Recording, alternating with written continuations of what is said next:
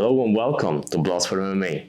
Today we will do a prediction for UFC 271. This is the first prediction video on this channel. I'm looking very forward to it. Don't forget to subscribe to the channel to support me. Like, comment what your picks are. This would really interest me. I will pick the three main fights on the card. We will start from bottom to top. So we start with Cannonier against Derek Brunson. Derek Brunson is undefeated since he went blonde, since he dyed his hair.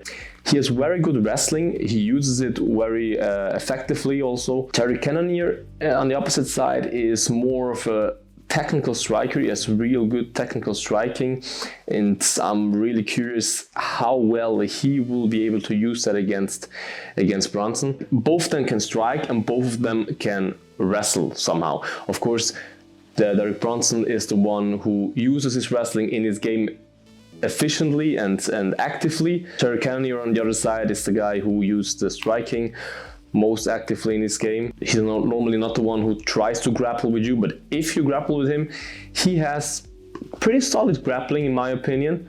So it will be really interesting how well his grappling will be against Brunson, because most definitely Brunson will shoot someone in the fight, will try to take him down like he does normally in every fight. Brunson really showed in the fight against Holland that he has great wrestling, that he can really use it, and he has great top control because, of course, Holland may not have the best wrestling, but Holland is a good black belt in BJJ, so it may be easier to take him down, but to let him stay on the ground, that's the difficult thing. So my pick for this fight is that Cannonier will win by, let's say, second round knockout.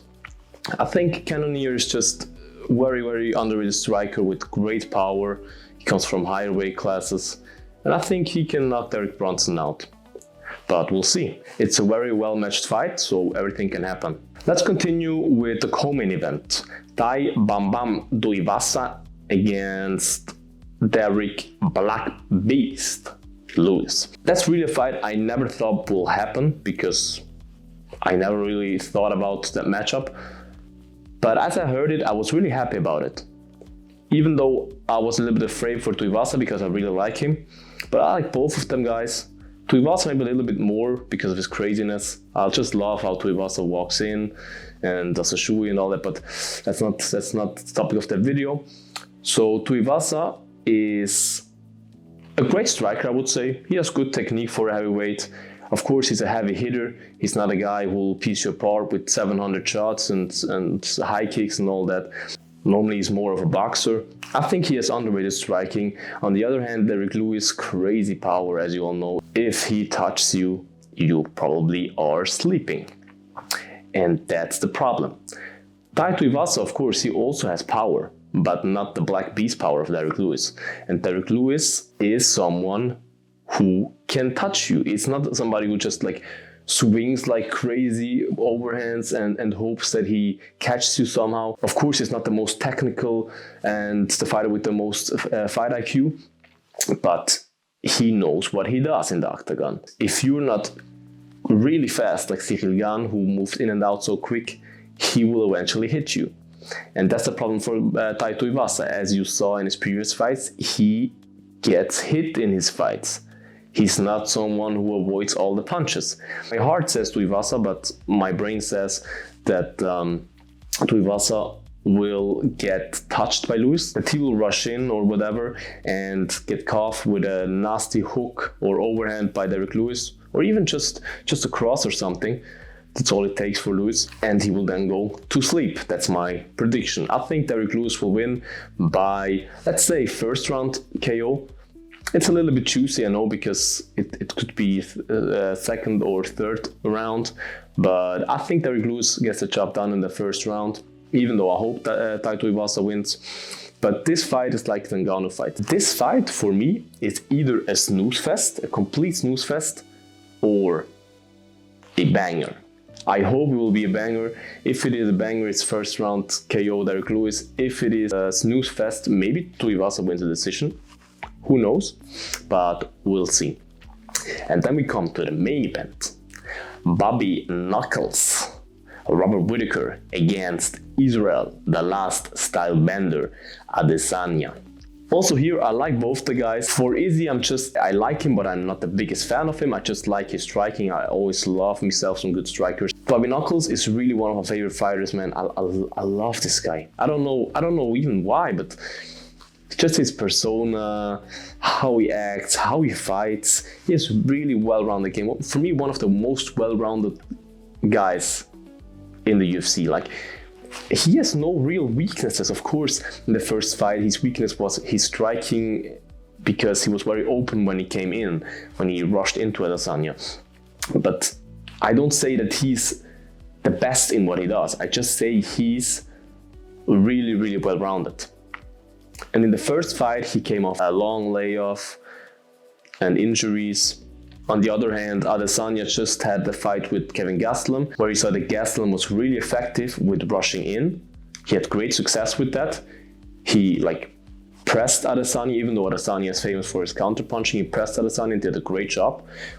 If you haven't seen the fight yet, go watch it. One of the best fights you'll see in the middleweight division. So Bobby Knuckles went in with the wrong game plan in the first fight.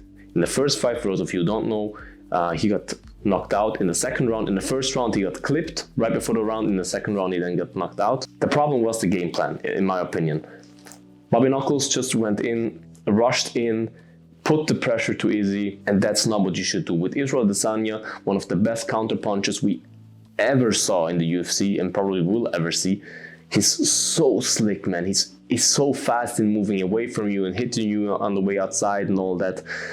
So you really, really have to be careful. And I think he now knows that, Rob Whittaker. He's smart enough, in my opinion, to know that and to change his game plan. If he lets Israel come to him, if he doesn't rush in, of course he can put the pressure on Izzy a little bit and try to hit him, but not that heavy pressure that he did in the first fight, where he just rushed to Izzy and tried to knock him out with every punch he threw. That's not the way to beat Izzy. If he lets him come to him a little bit, stays patient, and uses wrestling effectively, because he has great wrestling. He doesn't use it too much, but he has really good wrestling. And Izzy has great takedown defense, true. You saw it against Marvin Vettori. And he also is able to stand up really quick if you have him on the fence. So he has a great game there, very underestimated. But I think where Whittaker could take him down, he should try it in the open. If he lets Izzy press him a little bit, bring the fight to him, and then shoots into a takedown while Izzy is attacking, that's not the easy thing, because Izzy is very slick and you don't see his shots coming. But if he can do that and take him down, he has great top control. He could remain on top and maybe finish the fight. And also in the striking area, of course, Izzy is on the paper the better striker, more diverse striker, but don't underestimate Robert Whittaker's striking game. He striked for 5 rounds with Darren Till, one of the best Muay Thai fighters in the UFC. You can hate me for that, but in my opinion, in like real Muay Thai, not Israel Adesanya crazy style with Taekwondo or karate stance and spinning stuff and all that. Darren Till is really amazing striker when it comes to fundamental Muay Thai. And Robert Whittaker hung in there with him 5 rounds just striking, and he did an amazing job. He won the decision, even though it was very close, but he won the decision. He has great striking. He made some improvements since he last fought it. You also have to think, in the first fight, it was in his hometown also, so you have all the pressure on you. If you don't know about that, just listen to Derek Lewis talking about fighting in Houston. Like, he does it again now, but he said the title fight in Houston was one of the hardest things he ever witnessed. And Bobby Knuckles had the title fight in his hometown in front of his crowd. That really puts extra pressure on him. Right now, he's not a champion anymore, so he doesn't have to defend the belt. That pressure is away. The pressure of the hometown is away. He was active before in the first fight. He wasn't active. He was injured a lot before and had a long layoff. So I really believe, although Izzy is the favorite in here, no question. Izzy can always knock you out, no question. Izzy's an amazing striker, an amazing all-round fighter.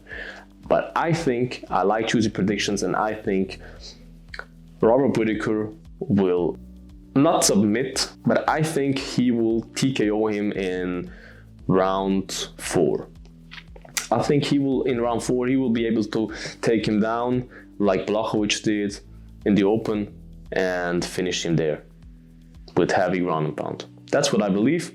I will not be surprised if Izzy wins. I hope and I think that Robert gets the job done and brings the title home to Australia. That were my picks for the 3 main fights of UFC 271.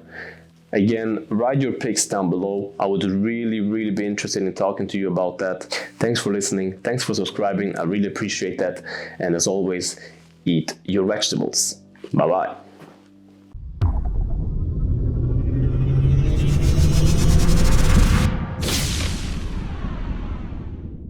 Eat your vegetables.